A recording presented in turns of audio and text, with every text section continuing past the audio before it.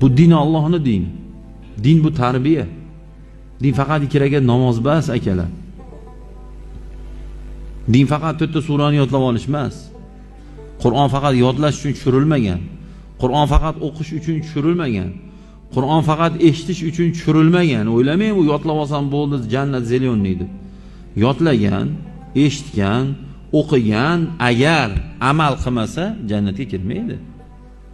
O'qimadi, yodlamadi, eshitmadi, lekin amal qildi, bu kiradi jannatga.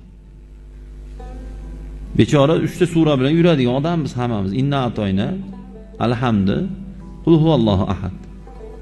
Yana bitta ikkitamiz falaq noslarni qo'shganmiz. Xo'p, ilohim yana qo'shaylik, zo'r. Lekin yana qayta aytaman sizlarga, Qur'on faqat yodlab qo'yarsizlar, chiroyli qilib ayinlarni chiqarib o'qib qo'yarsizlar, yo likkillab eshitib qo'yarsizlar deb tushirilmaydi.